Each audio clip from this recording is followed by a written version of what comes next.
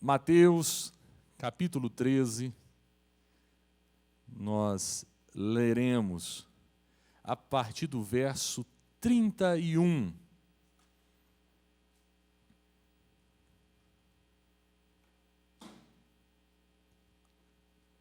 Mateus 13, verso 31.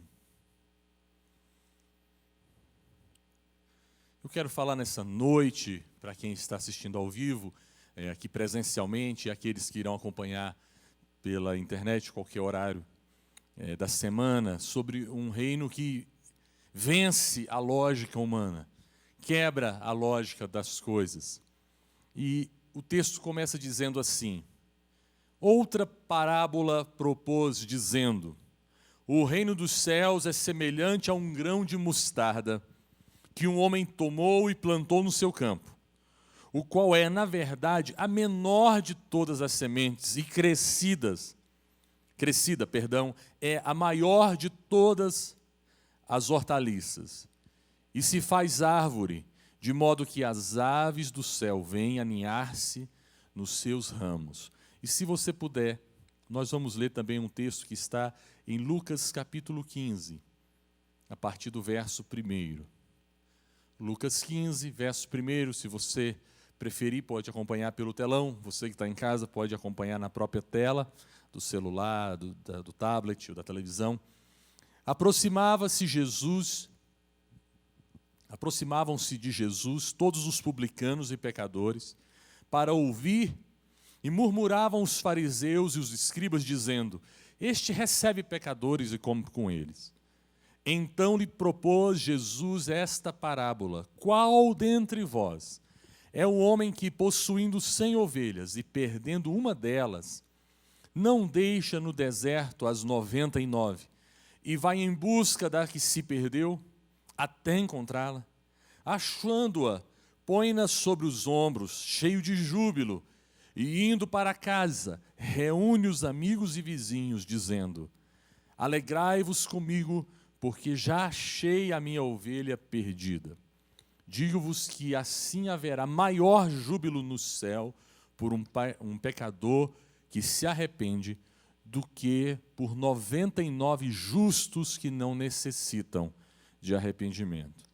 Ou qual é a mulher que, tendo 10 dracmas, se perder uma, não acende a candeia, varre a casa e procura diligentemente até encontrá-la, e tendo-a achado, reúne as amigas e as vizinhas, dizendo: alegrai-vos comigo, porque achei a dracma que eu tinha perdido.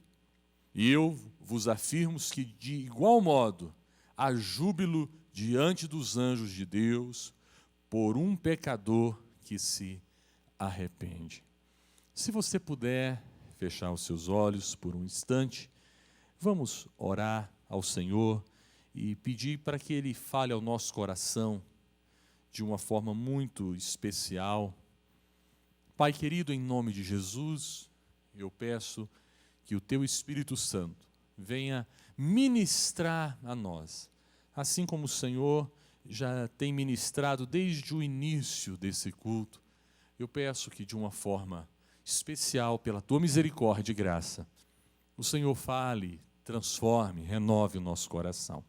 É o que eu te peço em nome de Jesus. Amém. Amém. Satanás, o nosso inimigo, ele imagina que você pensa como ele. Parece uma frase estranha, mas é verdade se você for analisar alguns textos da palavra de Deus. Satanás imagina que os homens chegam sempre às mesmas conclusões que ele chega. Então, por isso que ele foi capaz de desafiar o Senhor com respeito a Jó. O Senhor diz, provocando-o, diz: olha, viste o meu servo Jó, ele faz tudo de acordo com a minha vontade, ele é fiel a mim, se desvia do mal. E aí Satanás diz assim: mas é óbvio, qualquer pessoa é crente se o Senhor abençoar. Em outras palavras, ele está dizendo: se o Senhor deixar de abençoar, de prosperar, qualquer um larga a igreja. Qualquer um abandona a fé. Se você tirar a saúde dessa pessoa, se essa pessoa pegar Covid, se essa pessoa tiver um câncer, é óbvio que ele não vai permanecer na igreja. Essa era a lógica do inimigo. E Deus falou, permitiu, vai lá e toca. Ele tocou, tirou os bens, tocou na família, tirou os seus entes queridos, tocou na saúde de Jó. Jó ficou enfermo, coberto de doenças, e diz a palavra que nisso, em nada disso, Jó blasfemou, nem atribuiu falta alguma ao Senhor. A lógica de Satanás é de que a gente pensa como ele. Por isso que ele foi capaz de tentar o Senhor Jesus como homem, naquilo que é mais comum para o ser humano. A comida, a fome, os desejos mais primitivos de um ser humano. E ele disse assim, olha, qualquer pessoa faz qualquer coisa para não morrer de fome. É capaz até, já que você é filho de Deus, de transformar pedras em pães. E Jesus disse, nem só de pão vive o homem. Existem coisas maiores. O homem é movido por coisas maiores, é capaz de ser movido por coisas maiores, que apenas a necessidade básica da comida. E ele desafia naquilo que é um ponto fraco do ser humano, que é o poder, que é o desejo de comandar. Todas as coisas te darei. Ele imaginava que também que o Jesus, como homem, seria capaz de se render a ele pelo direito de comandar tudo, de mandar, ter autoridade sobre tudo. Ele diz, tudo eu vou te dar se você me adorar. A troca é injusta. Você faz um ato e eu te dou tudo. Imaginando que todo ser humano é movido da mesma forma. E Jesus responde a Satanás, somente ao Senhor adorarás, somente a Ele prestará culto. Na mentalidade do reino as coisas são diferentes, os motivos são diferentes, e é isso que Satanás não consegue entender. Por isso que o reino de Deus, ele quebra a lógica humana. Ele vem, a Bíblia diz que nós estamos num reino inabalável, e esse reino inabalável está indo ao encontro, ou de encontro, a tudo aquilo que é abalado, tudo aquilo que é superficial. E vai haver um choque entre essas duas realidades, e permanece o reino de Deus. As coisas que são abaláveis, elas caem, são destruídas. A derrota do nosso inimigo está justamente em desprezar o reino de Deus. E a derrota dele também está no fato de que o seu pensamento é mesquinho, é individualista. Pensa em si primeiro. Satanás age no pavor, no medo. Age tentando prender as pessoas no medo. Tentando prender as pessoas nas suas necessidades mais básicas. O reino de Deus é contra tudo isso. É contrário à lógica humana. Em Mateus, no capítulo 13, quando nós lemos o texto sagrado, vemos Jesus ensinando, falando a respeito de parábolas sobre o reino de Deus. Ele diz, o reino de Deus é semelhante a um grão de mostarda. Quem aqui já viu um grão de mostarda ao vivo? Ok. Se você viu pela internet também, vale meio ponto, né? É muito pequeno. Ele é muito pequeno. E o texto sagrado diz que o reino de Deus é como esse grão de mostarda, que ele é muito pequeno, mas que ele, ao ser plantado, se torna uma hortaliça. E o texto diz que é uma grande hortaliça. Até aí, está tudo certo. Só que ele diz assim, formando uma árvore que é capaz de abrigar os pássaros. Gente, eu não entendo muito dessa parte de botânica, mas eu tenho certeza de uma coisa, eu nunca vi uma árvore de mostarda. É impossível uma árvore. Aí eu já vi tradutores dizendo, não, mas não é mostarda, não é essa mostarda, é uma outra, mas ele diz que é uma hortaliça. E por maior que ela fosse, ela jamais viraria uma árvore tão grande, que faria sombra e que abrigaria pássaros. Por que Jesus usa uma parábola que parece não fazer sentido? Porque realmente o reino de Deus, ele vence a lógica humana. Ele parte de pressupostos diferentes. Ele fala de coisas diferentes. Ele é capaz de transformar realidades. E aí, por isso que eu gosto dessas parábolas que estão aqui no capítulo 15 de Lucas. Ele fala 3 parábolas. A primeira parábola, ele fala fazendo uma pergunta especialmente os fariseus, que estavam acusando Jesus de ser alguém muito envolvido com pecadores. Jesus come com pecadores. Ele é uma pessoa que se envolve com publicanos. Jesus é uma pessoa que está num ciclo de amizade muito ruim. E aí eles acusam Jesus disso, e Jesus propõe uma parábola a essas pessoas. E ele faz uma pergunta. E eu queria muito que tivesse escrito a resposta. Porque ele diz assim: qual dentre vós é o homem que, se possuir 100 ovelhas, 100, e perde uma delas, não deixa no deserto as 99 e vai buscar aquela que se perdeu?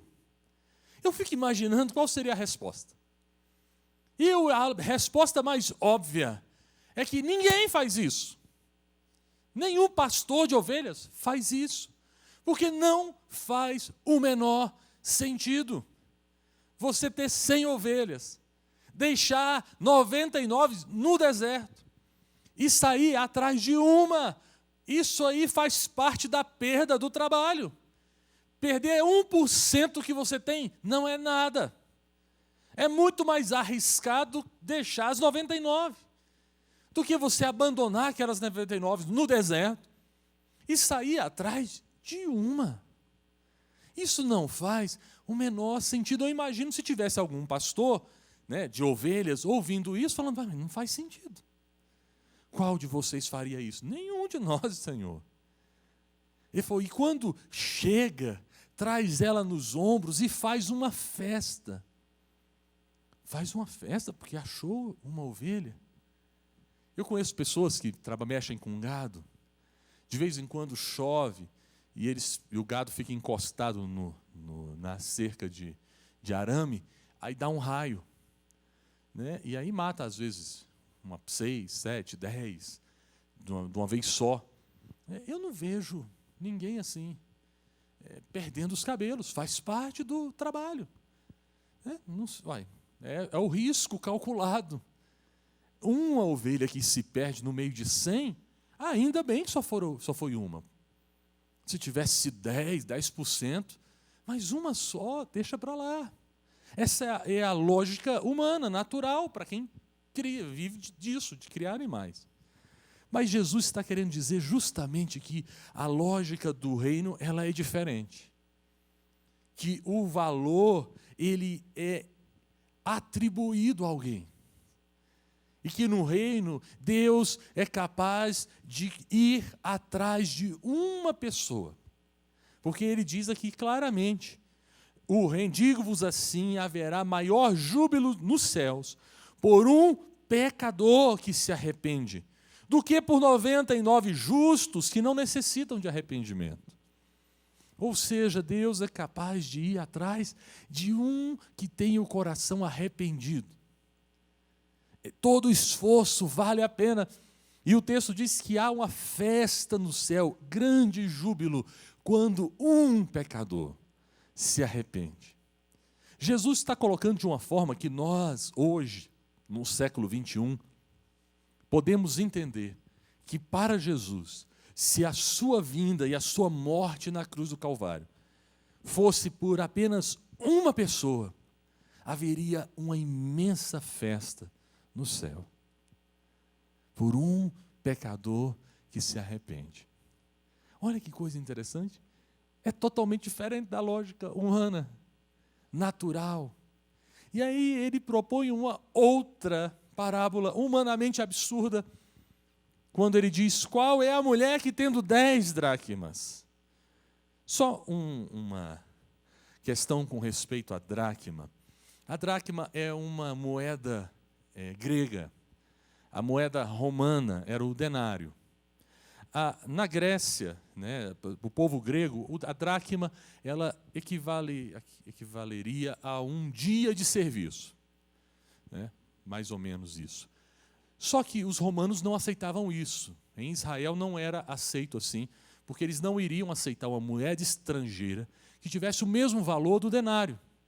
O denário valia um dia de serviço. Então, eles dizem que essa moeda valia, pelo menos, assim, no máximo, 1/4 do valor de um denário. Então, uma dracma seria 1/4 de um dia de trabalho. Se nós formos pegar no Brasil, vamos imaginar que o salário mínimo seja R$1.000, é um pouquinho a mais, mas você divide R$1.000 por 30, vai dar 33,333, uma dízima periódica, e você divide isso por 4. Esse era o valor da dracma.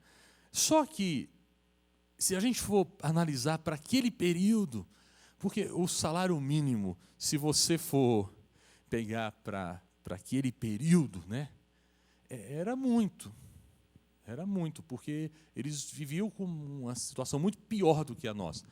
A gente poderia pegar como analogia os países como Cuba, por exemplo, que o salário mensal de um trabalhador é $4.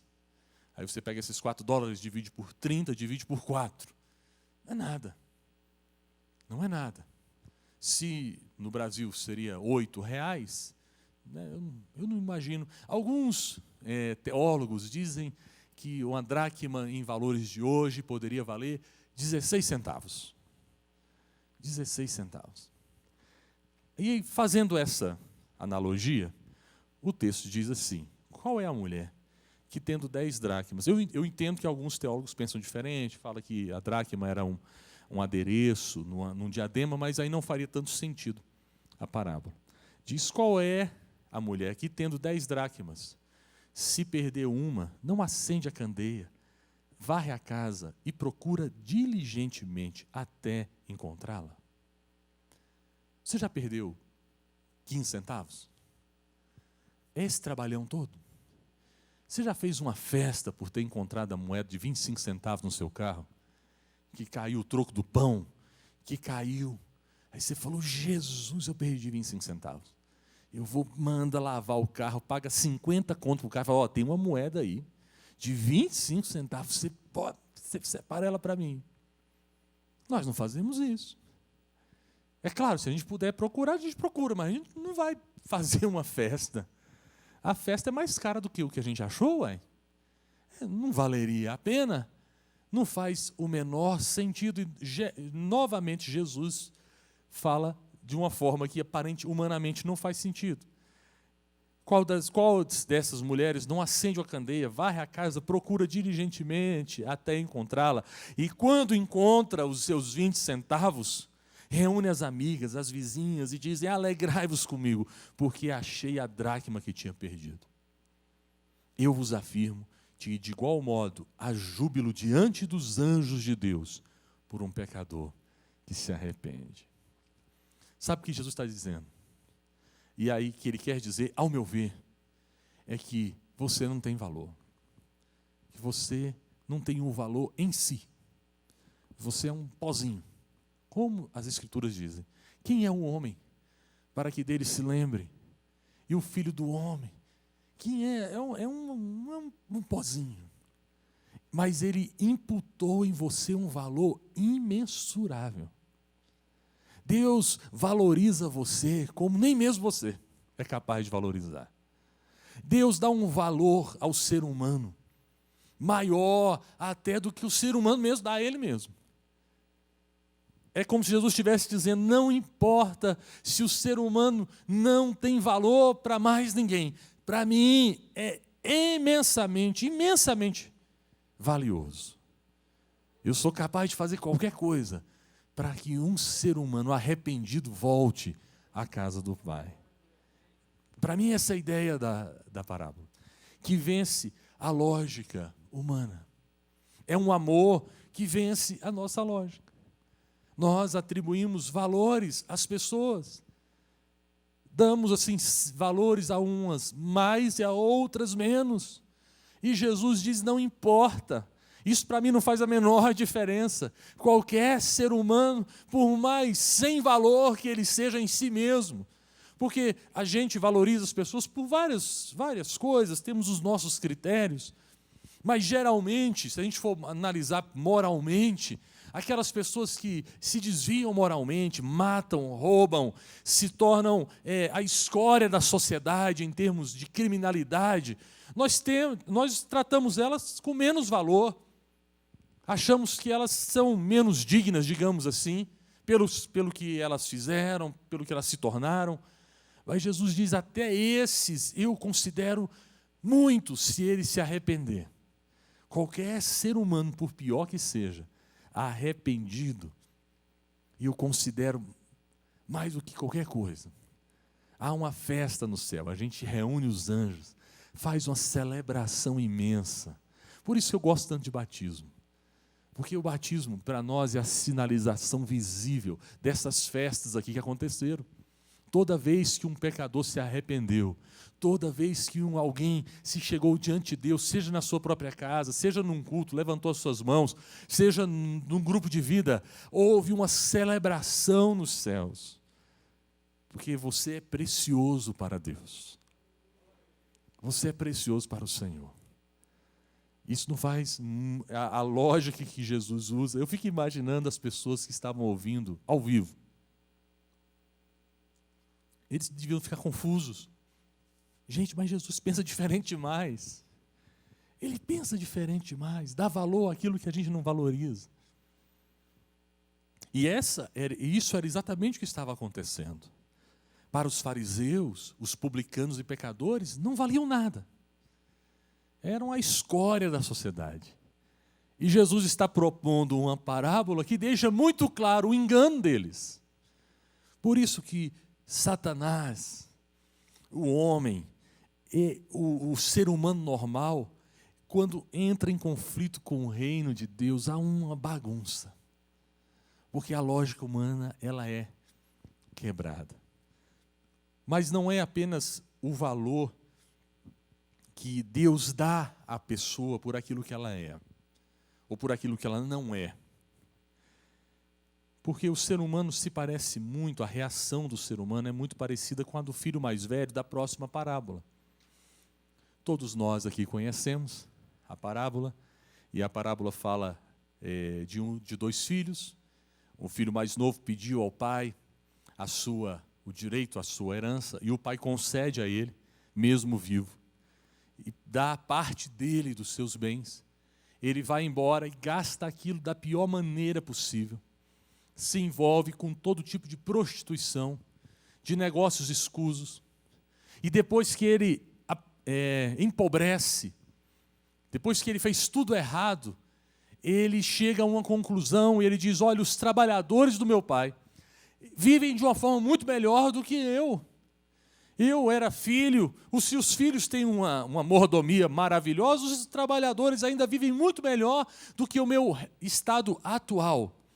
Eu vou fazer o seguinte, eu vou retornar, e eu vou chegar para o meu pai e falar, pai, eu não sou digno de ser chamado teu filho.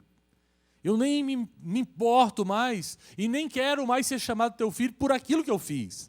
Mas, por favor, me trata como um dos seus empregados. Diz a palavra que quando esse menino chegou, o pai o avistou de longe. E ele abraçou o menino e disse, olha, que seja bem-vindo. E o menino disse aquelas mesmas frases. E o pai não preocupa com o que ele está falando. Ele chama alguém e fala, olha, vai lá, traz um anel, traz a melhor roupa, coloca sandálias nos pés desse rapaz, porque ele estava morto e foi ressurgido, estava perdido e foi achado, e traga aquele novilho que estava preparado, nós vamos fazer uma grande festa aqui. Essa é a lógica do reino. Vem o filho mais velho, que atribui valor às pessoas por aquilo que fazem, e diz assim, tem alguma coisa errada. Essa festa não está certa. E chama o pai vai lá para fora, ele está ali do lado de fora, emborradinho, e ele fala, não faz sentido, porque esse menino fez tudo errado. Eu faço tudo certo. Então, uma vez que eu faço tudo certo, eu tenho mais valor. E parece que não tem um reconhecimento para o que eu estou fazendo. quem faz menos, ganha menos. Quem faz mais, ganha mais. E o pai fala assim, não, você não entendeu. Você não entendeu a lógica, o sentido do reino. É muito interessante que Deus não está aqui justificando, numa linguagem de jovem hoje, não está passando pano no pecado desse menino. Ele não está ignorando, e nem mesmo foram as cicatrizes que ficaram, os problemas foram retirados, as marcas ficaram. E isso foi tão ruim para aquela pessoa, que os efeitos negativos do pecado tiveram impacto na sua condição. Porque ele passa da condição de filho, mas não para a condição de escravo. Na visão do pai, ele passou da condição de filho para a condição de defunto. Ele mudou, o pecado arrebentou aquele garoto. Porque o pai diz assim, esse teu irmão estava morto. Ou seja, o pecado tem um poder destruidor terrível, terrível. Sim, ele é capaz de matar. O pecado é capaz de trazer morte. Sim. Capaz de nos fazer perder, ele estava perdido e foi achado. Óbvio que houve restauração. Naquele momento em que ele está falando isso, ele está falando no passado. Porque a condição daquele menino, após o arrependimento e a sua restauração, era de filho, novamente. Voltou a ser filho. Reviveu, foi ressuscitado em Cristo Jesus, como acontece conosco. A grande questão é que a lógica do filho mais velho era de que isso não está certo. Isso não dá certo. Eu que deveria receber mais. Porque a lógica humana é de que quem você vale é aquilo que você faz. E mais uma vez o reino de Deus vem quebrando a lógica humana e diz, não é aquilo que você faz ou que deixa de fazer que mexe ou que muda a forma que eu te vejo. Isso é maravilhoso. Não é porque você faz muito que Deus te ama mais. Não é porque você deixa de fazer ou faz pouco que Deus te ama menos. Nada muda o amor dele por nós. Essa lógica é mudada. Para nós isso não faz muito sentido. Mas o reino de Deus, ele quebra essa lógica natural das coisas. E graças a Deus por isso. Graças a Deus, porque não faz sentido. Não é muito certo. Nós estamos hoje celebrando a ceia do Senhor daqui a pouquinho. Não está muito certo esse negócio, humanamente falando. Pecadores como eu, está aqui à frente pregando para vocês. Logo a pouquinho estava cantando, entrando na presença de Deus, um pecador, cheio de falhas, de defeitos. Mas a porta do arrependimento, ela está aberta para todos nós. Se eu me arrepender dos meus pecados, das minhas falhas, eu entro na presença de Deus limpinho, abençoadinho, transformado. Essa é a lógica do reino de Deus, que é diferente da lógica comum das coisas. Deus nos ama e ponto final. De forma alguma eu estou dizendo, e o texto também deixa muito claro isso, que aquele que não se arrepende, aquele que não busca, aquele que não quer, vai ser trazido à força. Não, pode esquecer. Essa oportunidade é para o que se arrepende, é para o que se reconhece pecador. Porque aquele que acha que não é pecador, que está bonzão demais, não precisa de nada, tá certo? É o que a Bíblia fala assim, quem precisa de médico são os doentes. Mas quem acha que está bom demais, deixa para lá. Igual, não os homens dessa igreja, mas alguns homens aí para fora que acham que não precisa tratar, que não precisa fazer exame, né? Estou bem demais, estou saudável, tal. Quem acha que não precisa de médico, não procura. Mas se você é daqueles que se enxerga como um pecador, como alguém que carece da graça de Deus, há uma festa nos céus, há uma celebração, um regozijo na presença de Deus, pela sua vida, pelo seu coração arrependido. Então, eu já falei isso uma vez, eu quero terminar falando a mesma coisa, de que vai ser muito estranho quando a gente chegar no céu. Teoricamente, digamos assim, vai ser muito estranho, porque o céu é lugar de gente santa.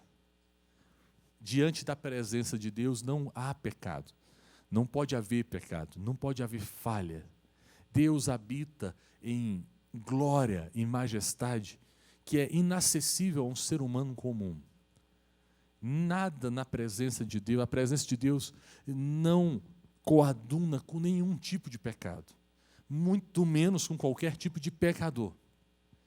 E eu fico imaginando quando a gente chegar na presença de Deus, quando a gente entrar no céu, os anjos ali, os querubins, os serafins, aqueles que estão rodeando a presença do Senhor dioturnamente, falando da sua santidade, entrando lá o Lucas. Eu fico pensando, o pessoal fala assim, opa, alguém saiu da portaria? Quem é que estava na escala hoje? Como é que espera só um minuto? Quem estava lá na porta? Eu acho que houve um pequeno, porque entrou o Lucas. Aí vem eu depois do Lucas. Aí, viu, Lucas? Eu vou depois. Isso é só uma brincadeira. Mas aí chega um Josué da vida lá. E aí o cara, rapaz, esse cara tinha que ter apertado o subsolo. Como é que foi que ele apertou o 10º andar? Tem algum erro? Não está certo. Não está certo. Pessoas que pecam, que erram, que falham, não deveriam estar no céu. A lógica comum, eu já falei isso, por isso que estou dizendo que eu estou repetindo, a lógica é que se o Senhor Deus resolvesse nessa noite permitir que todos nós morrêssemos instantaneamente, e instantaneamente fôssemos para o inferno, todos os seres celestiais iriam aplaudir a justiça de Deus. Porque Deus fez a coisa certa, mandou o pecador para o lugar que ele tem que estar, no inferno. Nenhum anjo iria contestar, não iria haver recontagem de voto lá no céu. Não tem esse negócio. Ele decidiu, é o seguinte, vai para o inferno porque é pecador e não tem... Está tudo certo. A lógica inversa, a ilógica, é pessoas como eu, como você, entrando na presença de Deus. E o melhor, havendo festas no céu. A Bíblia diz, preciosa é a morte dos seus santos aos olhos do Senhor. Há uma celebração, tem gente voltando para casa. Para nós fica a saudade, a perda, né? Mas para Deus é um bem-vindo, seja bem-vindo, meu filho. Eu estava te esperando aqui, essa não é a lógica humana. Esse não faz muito sentido para nós, mas faz todo sentido na lógica do reino de Deus, porque o céu é também para o pecador arrependido. Porque ao se arrepender, os seus pecados são perdoados. E a justiça que está sobre o Filho de Deus, Jesus, ela é imputada sobre a vida de cada um de nós. Ela é colocada sobre nós. E nós entramos na presença de Deus, justificados, e me entendam, com a mesma justificação de Jesus Cristo. Diz, esse aqui está na minha conta. Foi lavado pelo sangue do Cordeiro. Por isso que, como o bispo Antônio falou hoje pela manhã, e eu tinha também falado há umas semanas atrás, o texto que diz que a maioria das pessoas vão para o inferno, quando fala que a porta larga e o caminho largo é o caminho que conduz à perdição, e muitos vão por ele, e o caminho estreito e a porta estreita é o caminho do reino, e ele é estreito, e poucos acertam por ele. Sim, a maioria das pessoas vão entrar pelo caminho largo, entrar pela porta larga. Mas, não obstante isso, em todas as gerações, há um grupo de pessoas que servem ao Senhor. E esse grupo é imenso, é grande. Não quer dizer que é a maioria, mas é um grupo imenso. E aí tem um texto lá em Apocalipse, que é quando João vê essa multidão. Ele diz assim, eu fui levado ao grande dia do Senhor, e eu vi uma multidão, como milhões e milhões e milhares de milhares. E João faz uma pergunta óbvia. Falou assim, gente, tem gente estranha no céu. E ele faz a pergunta, quem são estes? Aí a resposta é, estes são os que tiveram as suas vestiduras lavadas no sangue do Cordeiro. A eles foi dado o direito a entrar no trono, a entrar na vida eterna. Já pensou? Tem você lá nesse grupo, tem eu nesse grupo, um grupo meio estranho, mas entra na lógica, porque tiveram as suas vestiduras lavadas pelo sangue do Cordeiro. E aí Jesus vai chegar e falar, agora só um minutinho, cadê os anjos? Todo mundo sentado aqui, e dizem que nós iremos julgar os anjos. O reino de Deus fere a lógica humana. O reino de Deus quebra a lógica comum das coisas. Ah, pastor, mas o reino de Deus quer dizer que ele ignora o pecado? De forma alguma. Se tem uma coisa que não entra no céu e nunca vai entrar, é pecado. Agora, o que entra na presença de Deus é um homem e uma mulher arrependidos. Essa é a palavra, essa é a chave no reino de Deus. Por isso que nós celebramos a ceia do Senhor e com tanta alegria. Porque é esse sangue representado aqui por esse pouquinho de suco de uva. É esse sangue que nos purifica de todo pecado, que lavou os nossos pecados. Lá na cruz do Calvário, Jesus pagou o preço. Ah, mas espera aí, mas não é só uma dracma? Não é só 20 centavos que essa pessoa vale? Sim, mas Jesus pagou com o seu sangue, o seu preço, por cada um de nós. Se fosse só o João, o Francisco, o Pedro, já valeria o sangue do Senhor Jesus. Porque não é pelo que a pessoa é, nem pelo que ela faz, é por aquilo que Jesus fez por nós, na cruz do Calvário. Por isso que você tem um valor, por isso que você é importante. Antes de tudo, você é importante para o Senhor. Amém? A gente às vezes tende a ficar assim preocupado, porque a gente acha que é importante pelo que a gente faz, ou deixa de fazer, mas diante do Senhor, nós somos importantes pelo preço que Ele pagou por nós, pelo valor que Ele deu. Então, para o Senhor faz todo sentido varrer toda a casa, gastar um tempão, mudar tudo de lugar, por causa de um pecador que se arrepende. Que o Senhor nos abençoe, nos encha de alegria, a alegria de pertencer ao Senhor. Amém? Vamos ficar em pé, se você puder.